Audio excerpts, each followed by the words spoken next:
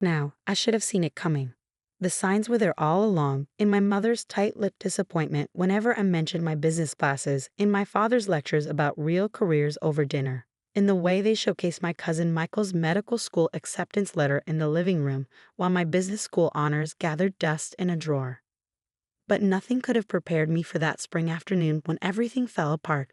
I remember every detail of that day. The cherry blossoms were in full bloom outside our family home, their delicate pink petals drifting across our perfectly manicured lawn. I had just returned from my college graduation ceremony, my business degree with highest honors still rolled up in my hand. The familiar scent of my mother's famous bulgogi wafted from the kitchen. She always cooked Korean food on important days, a reminder of our heritage and her expectations. Sarah, my father's voice cut through the air like a scalpel. He stood in the doorway of his home office, still wearing his white doctor's coat from the hospital. We need to talk. The office was a shrine to medical achievement. Multiple diplomas and certifications lined the walls, interrupted only by photographs of my father with various dignitaries at medical conferences. A model of the human skeleton stood sentinel in the corner, its empty eye sockets watching our family drama unfold. Your mother and I have been patient, he began, each word measured and precise. We give you 4 years to come to your senses about this business degree. He spat out the words like they tasted bitter. But now it's time to grow up. We've arranged for you to take the MCAT next month. With some intensive studying, you can still apply for medical school this cycle. I gripped my diploma tighter, the paper crinkling under my fingers.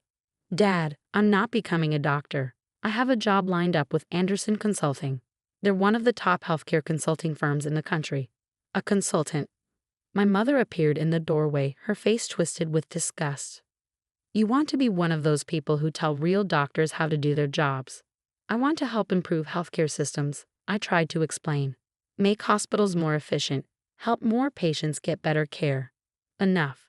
My father slammed his hand on the desk. No daughter of mine will waste her life pushing papers. You're a Kim. Your grandfather was a doctor. I'm a doctor. Your cousin Michael is becoming a doctor. This is our legacy. It's your legacy, Dad, not mine. The silence that followed was deafening.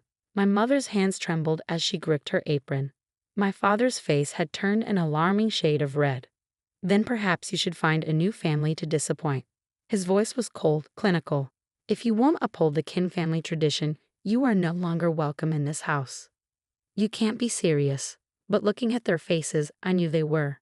Mom? She turned away, wiping her eyes. Listen to your father, Sarah. Medicine is everything to this family. Without it, what are we? I'm your daughter, I whispered. Isn't that enough? My father opened his desk drawer and pulled out an envelope. Here's $100. Take it and leave. When you're ready to apologize and apply to medical school, you can come back. I stared at the envelope, memories flooding my mind. All the times I'd helped organize patient files at their private practice during summer breaks. The nights I'd spent researching healthcare management innovations, dreaming of ways to modernize their outdated systems. The pride in my voice when I told people my parents ran Kim Family Medical Center, one of the most respected private hospitals in the city. None of it mattered.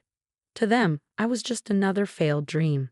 I reached into my wallet and pulled out the $27 I had left from my graduation dinner, placed it on top of the $100 they'd given me. $127. That's my starting capital. Remember this moment because one day you'll regret choosing your legacy over your daughter. My father scoffed. Big words from someone who can't even write a prescription. I turned and walked out of that office, out of that house, leaving behind everything I'd ever known. In my pocket, my phone buzzed with a message from Anderson Consulting. Excited to have you join us next month. Your insights into healthcare systems are exactly what we're looking for. They had no idea how personal my mission to transform healthcare had just become. I spent that night in a cheap motel, using precious dollars from my $127 fund. As I lay on the lumpy mattress, staring at the water-stained ceiling, I made myself a promise. I would build something bigger than Kim Family Medical Center, something that would change not just one hospital, but the entire healthcare system. And when I succeeded, I would make sure my parents remembered exactly why they lost their daughter. The next morning, I walked into a local bank and opened a business account with $100 of my remaining money. The teller looked at me skeptically as I filled out the paperwork, probably wondering what kind of business I could possibly start with such a small amount. "Name of business?" she asked, fingers hovering over her keyboard. I thought for a moment, then smiled. "Phoenix Healthcare Solutions." Phoenix, like the bird that rises from the ashes, exactly like that. Over the next few weeks, I threw myself into my role at Anderson Consulting. During the day, I analyzed healthcare systems, identified inefficiencies, and proposed solutions that saved hospitals millions. At night, I built Phoenix Healthcare Solutions, starting with a simple website and business cards I designed myself. My first client came through pure chance. At a coffee shop near Anderson's offices, I overheard two doctors complaining about their struggling private practice. Without thinking, I turned around and introduced myself. "Your problem isn't your medical care," I told them after listening to their issues. "It's your systems. You're losing 30% of your potential revenue through inefficient billing practices and scheduling gaps." They looked skeptical, but desperate enough to listen. I offered to fix their systems for a small fee plus 10% of any revenue increases for the first year. They agreed, probably assuming they had nothing to lose. Within 3 months, their practice's revenue had doubled. Word spread quickly through the medical community. Soon, I was juggling my day job with an increasing number of private clients. My tiny motel room became my office, its walls covered with flowcharts and system analyses. 6 months after being kicked out, I had saved enough to rent a small office space. A year later, Phoenix Healthcare Solutions had 10 employees and was managing systems for 15 medical practices. I never told my clients about my parents or Kim Family Medical Center. In fact, I rarely used my full name, going by Sarah P. for Phoenix in all business dealings, but I kept tabs on my family's hospital through industry news and gossip. They were struggling, though they'd never admit it. The healthcare landscape was changing, becoming more corporate, more efficient. Private hospitals like theirs were being squeezed by larger healthcare groups with better systems and more resources. I could have helped them. I knew exactly how to modernize their operations, how to make them competitive in the new healthcare economy. But they had made their choice, and I was making mine. By my 3rd year, Phoenix Healthcare Solutions had expanded beyond simple consulting. We were buying struggling practices, modernizing them, and either selling them for profit or incorporating them into our growing network. Each acquisition taught me more about the industry, about the complex dance of healthcare politics and economics. I hired the best talent I could find, doctors who understood both medicine and business, tech experts who could build cutting-edge medical systems, lawyers who specialize in healthcare regulations. Together, we were building something revolutionary, a healthcare group that combined medical excellence with business efficiency. The irony wasn't lost on me. In rejecting my parents' dream of becoming a doctor, I had ended up deeper in the medical world than they could have imagined. But I was doing it my way, proving that there was more than one path to improving healthcare. 5 years after being kicked out, Phoenix Healthcare Solutions had become Phoenix Medical Group, a billion-dollar corporation that owned 30 hospitals across the country. We were known for turning around struggling facilities, for introducing innovative systems that improved both patient care and profitability. I had an apartment in the city's most exclusive building, a corner office with a view of the skyline, and more money than I could spend in 10 lifetimes. But I still kept that initial bank receipt for my $100 deposit in my wallet, a reminder of where I started. And then, on a crisp autumn morning, my assistant walked into my office with news that made my heart stop. "Miss Phoenix, Kim Family Medical Center just filed for bankruptcy protection. They're looking for buyers." I picked up the report she brought, my hands steady despite the emotions churning inside me. The numbers told a familiar story: declining revenues, mounting debts, outdated systems. Everything I had warned them about, everything I could have prevented. "Should I add them to the potential acquisitions list?" my assistant asked. I looked out my office window at the city below, at the empire I'd built from $127 and spite. "No," I said finally, "this one's personal. Set up a meeting with their board. It's time for Sarah Kim to come home." What I didn't know then was that my parents' hospital was just the beginning. The real battle, and the real revenge, was still to come. The next morning, as I prepared for the board meeting that would begin my takeover of Kim Family Medical Center, I couldn't help but remember my father's words. Big words from someone who can't even write a prescription.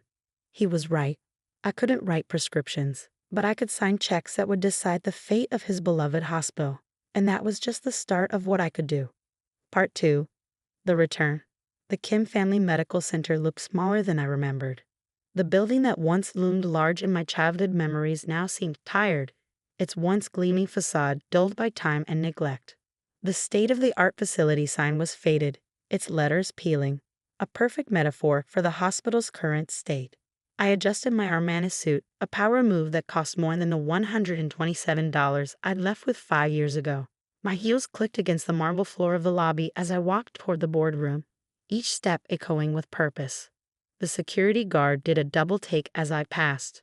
Perhaps he remembered the teenage girl who used to help file papers during summer breaks. Ms. Phoenix? My assistant, Lisa, appeared at my elbow. The board is waiting. Your parents are already inside. I paused, checking my reflection in a nearby window. I looked different now, sharper, harder, successful in a way that would have been impossible to imagine 5 years ago. Have they been told who's coming? No. As requested, they only know they're meeting with the CEO of Phoenix Medical Group. I smiled. Perfect. The boardroom was exactly as I remembered. Dark wood paneling, leather chairs, and an overwhelming sense of old-world medical tradition. The kind of room where important men made important decisions about other people's lives. Now it would witness something entirely different. My father sat at the head of the table, still wearing his white coat like armor. My mother sat beside him, her face lined with worry she couldn't quite hide. The other board members, mostly old family friends and colleagues, filled the remaining seats. All of them had watched me grow up. None of them recognized me now. Thank you all for meeting today. I began, my voice steady and professional. I'm Sarah Phoenix, CEO of Phoenix Medical Group. The silence that followed my introduction was absolute. I watched the recognition dawn in their eyes. First confusion, then disbelief, finally understanding. My father's face had gone pale, his hands gripping the armrests of his chair so tightly his knuckles turned white. Sarah? My mother's voice was barely a whisper. Sarah Kim.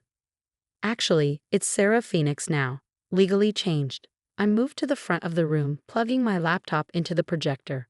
Shall we discuss the future of Kim Family Medical Center? This is ridiculous. My father finally found his voice, standing up abruptly. We called this meeting to speak with Phoenix Medical Group's CEO about a potential acquisition, not. And you are speaking with Phoenix Medical Group's CEO. I cut him off smoothly, pulling up our company's latest financial reports. Now let's talk about your hospital's $17 million debt, your outdated systems, and your declining patient satisfaction scores. He sputtered, you can't possibly own a billion-dollar medical group? I finished for him. The same group that's been buying up struggling hospitals across the country. The one that's revolutionizing healthcare management? I clicked to the next slide, showing Phoenix Medical Group's current holdings. I think you'll find I can, and I do. Dr. Park, one of the senior board members, leaned forward adjusting his glasses. Sarah, you built all this? Remember when I said I wanted to improve healthcare systems? I looked directly at my parents. This is what I meant. Phoenix Medical Group owns 30 hospitals, all running at peak efficiency. We've increased patient care quality while reducing costs. Everything I tried to tell you about 5 years ago, I've proven it works. The board members exchanged glances. They knew the numbers. Kim Family Medical Center was months away from complete collapse. Phoenix Medical Group was their best hope for survival. My father stood up again, his face flushed. We'll find another buyer. Will you? I pulled up another slide. Your debt is held by Sterling Financial. Would you like to know who owns the controlling interest in Sterling? I paused, letting the implications sink in. I've spent 5 years building a safety net around this hospital, making sure that when it finally failed, and we all knew it would, I would be the only viable option. You planned this? My mother's voice cracked. All this time? No, Mother. You and Dad planned this the day you chose your precious medical legacy over your daughter. I kept my voice level, professional, even as years of hurt threatened to surface. I just made sure I'd be in a position to pick up the pieces. The next hour was a blur of numbers, projections, and terms. I laid out Phoenix Medical Group's offer. We would assume all debt, modernize the facilities, and retain most of the staff. The hospital would keep its name, but management would be completely restructured. And the current leadership? Dr. Park asked carefully, glancing at my father. Dr. Kim will be offered a position as a senior physician, focusing solely on patient care. I met my father's glare steadily. All administrative duties will be handled by Phoenix Medical Group's management team. The message was clear. He would lose all control over the hospital he built. You can't do this, he said, but his voice had lost its authority. This hospital is my life's work. No, father, this hospital was your dream. Now it's my reality. I stood up, gathering my materials. The offer expires in 48 hours. I suggest you consider it carefully. Without Phoenix Medical Group, Kim Family Medical Center will be bankrupt within 3 months. I turned to leave, then paused at the door. Oh, and one more thing. I pulled out my wallet and removed 2 worn bills. The same $127 I'd left with 5 years ago. Placed them on the table. I believe this belongs to you. Consider it my final repayment for choosing business over medicine. The walk back to my car was surreal. Through the hospital windows, I could see staff going about their duties, unaware that their entire world was about to change. In the parking lot, I passed my old parking spot, reserved for Dr. Kim, where I used to wait for rides home after helping out at the hospital. Lisa was waiting by the car. How did it go? Exactly as expected. I slid into the back seat, finally allowing myself to feel the weight of what had just happened. Have legal ready the paperwork. They'll sign. You seem very confident. They don't have a choice. I looked back at the hospital, remembering all the dreams and disappointments it held. And neither do I. That evening, as I sat in my penthouse office reviewing acquisition documents, my phone lit up with messages. First from my mother, a long emotional plea about family and forgiveness. Then from various board members, some congratulating me on my success, others trying to secure their positions in the new regime. Nothing from my father. I wasn't surprised. His pride had always been his weakness. The same pride that had made him throw away his daughter over a career choice would now cost him his hospital. Just before midnight, my security team alerted me to a visitor in the lobby. Through the security feed, I watched my father pace back and forth, still in his white coat, looking older than I'd ever seen him. Should we send him up? The security guard asked. I considered it for a long moment. Part of me wanted to make him wait, to let him feel the same helplessness I felt that night 5 years ago. But I was no longer that wounded girl with $127 to her name.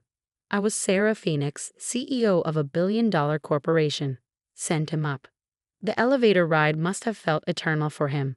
When he finally stepped into my office, his eyes widened at the view, at the obvious signs of success surrounding his disappointing daughter. Nice office, he said stiffly. Better than a garage, I suppose. I gestured to a chair. Would you like to sit? He remained standing, his doctor's posture perfect even now. The board wants to accept your offer. I know. They think you'll save the hospital. I will. He flinched at my confidence. You really built all this by yourself? No, I stood up, walking to the window. I built it with the help of people who believed in me, people who saw that there's more than one way to help patients, people who didn't let their pride blind them to innovation. Sarah, he started, then stopped, seeming to struggle with words for the first time in his life. When you left, when we made you leave, you thought I'd come crawling back. I finished for him. That I'd realize you were right about medicine being the only worthy path. Instead, I built something bigger than you ever imagined possible. I was wrong, he said finally, the words seeming to physically pain him. I turned to face him, really looked at him for the first time in 5 years. The great Dr. Kim, the man who had loomed so large in my childhood, now seemed small in my massive office. Yes, you were. I picked up the acquisition contract from my desk.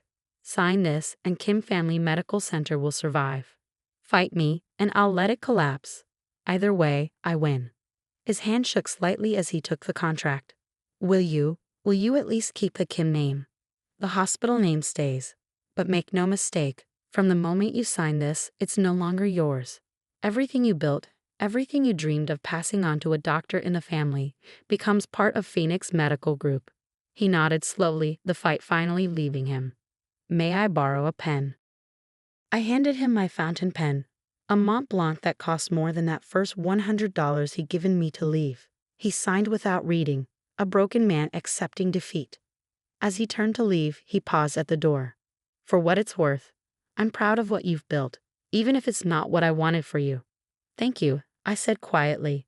But I didn't build it for your pride. After he left, I stood at my window for a long time, watching the city lights twinkle below.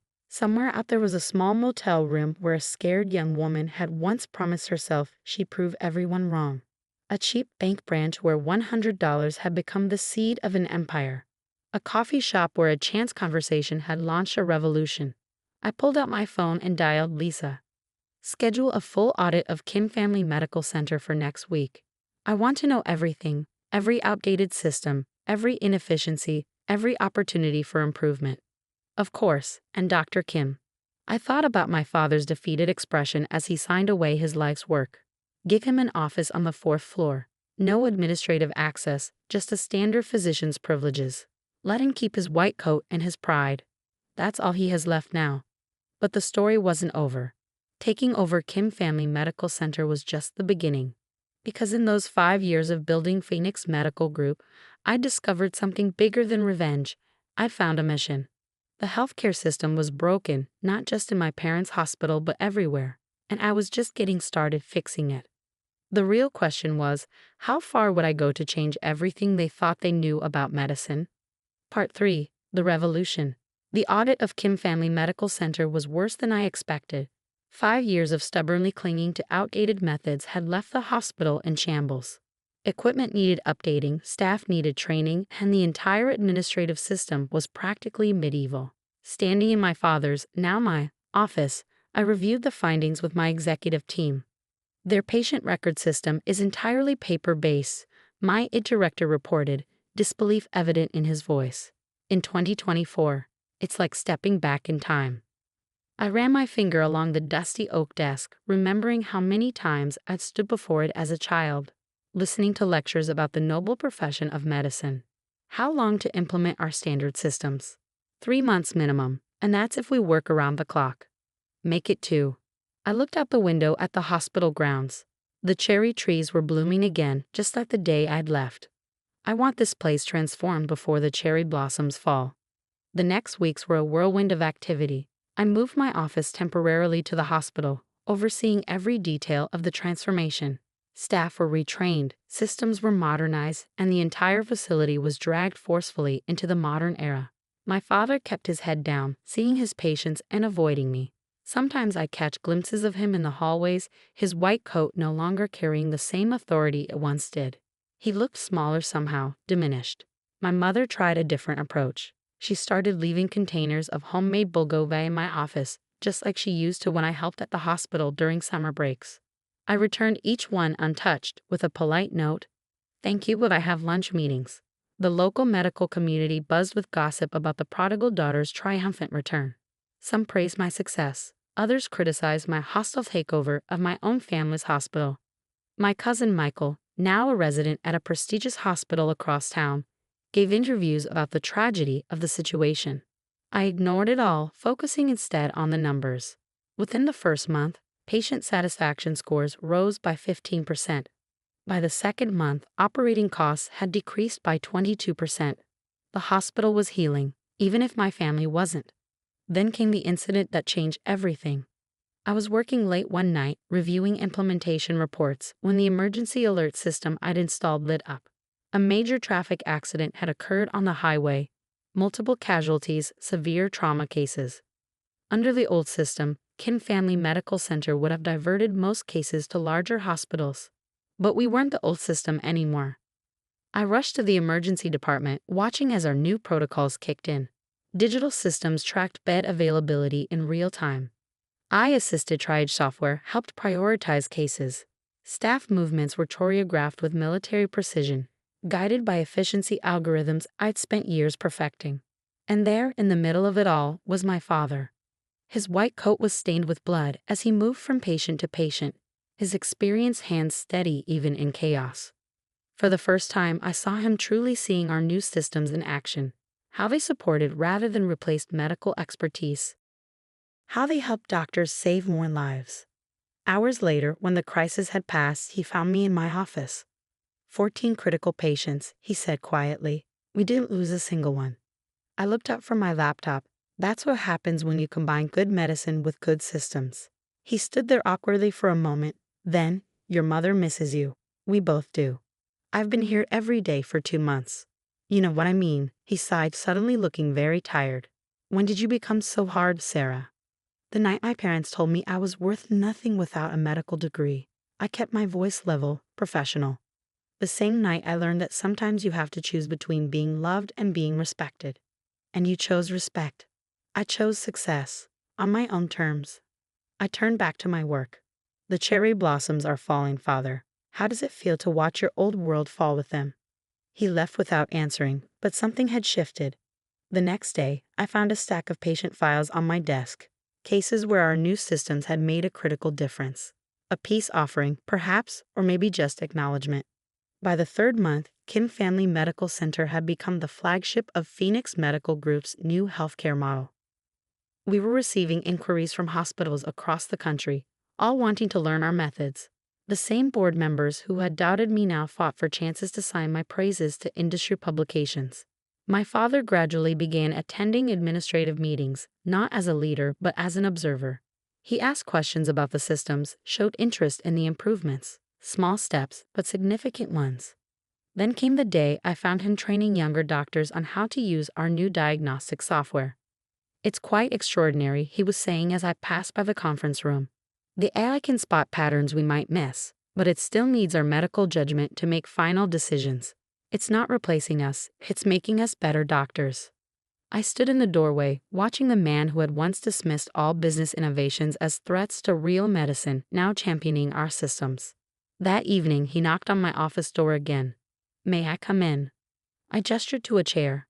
The cherry blossoms, he said, looking out at the bare trees. They're gone. Yes. And with them, my old hospital. He turned to face me. You've built something remarkable here, Sarah. Something I was too proud to see coming. I thought of that young woman with $127, of all the nights she worked while others doubted her. I couldn't have done it as a doctor. No, he agreed quietly. You've done something harder. You've changed how doctors work, how we think, how we help people. He placed an envelope on my desk. I'd like to retire. I opened the envelope. Inside was his resignation letter, along with a proposal for a teaching position, training new doctors on integrating modern healthcare systems with traditional medical practice. You want to teach. I want to help build the future you show us is possible. He smiled slightly. If you let me. I studied him for a long moment. The great Dr. Kim, asking his business graduate daughter for permission to help shape the future of medicine. Life had a sense of irony after all. The position is yours, I said finally, on one condition. Name it. Have dinner with me tonight. You, me, and Mom. Not as CEO and staff, but as family. I held up my hand as he started to speak, not to forget or to pretend nothing happened, but to start something new. That night, over my mother's bulgogi, we talked, really talked, perhaps for the first time in years, about dreams and disappointments, about pride and prejudice, about the different ways people can heal others. I wanted you to be a doctor, my father said, because I thought that was the only way to make a difference in healthcare. I couldn't see that you had a bigger vision. And now? I asked. Now I understand that sometimes the best way to help people isn't always the traditional way. He reached across the table and took my hand. I'm sorry we couldn't see that sooner. 6 months later, Kim Family Medical Center was named Most Innovative Hospital by Healthcare Leadership magazine. The article featured a photo of me in my office, the hospital visible through the window behind me. On my desk, clearly visible, was a framed dollar bill, part of the $127 I'd left with 5 years ago. The caption read, Sarah Phoenix, formerly Kim, proves that sometimes the best medicine isn't practiced in a white coat. My father keeps a copy of that magazine in his teaching room. Next to it is a new photo, him teaching young doctors while I stand in the background, both of us working in different ways to improve healthcare. The cherry trees still bloom every spring outside the hospital, but now they remind me not of endings, but of new beginnings. Of how sometimes you have to lose everything to build something better. of how the hardest person to heal is often yourself. I still run Phoenix Medical Group, still work to revolutionize healthcare across the country. But now when I visit Kim Family Medical Center, I sometimes join my parents for dinner. We're not the same family we were, too much has happened for that. But we're building something new, something that respects both tradition and innovation. And sometimes, late at night in my office, I look at that framed dollar bill and smile. Because the scared young woman who left with $127 didn't just build an empire. She built a bridge between two worlds, between old medicine and new, between a father's dreams and a daughter's vision. That's worth more than all the medical degrees in the world. Last week, a young intern asked me if I regret not becoming a doctor. I showed her our latest patient outcome statistics. How our systems have helped save thousands of lives, how we've made healthcare more accessible and efficient across the country. I didn't become a doctor, I told her. I became something new. And sometimes that's exactly what medicine needs. My father, passing by at that moment, stopped and smiled. And sometimes he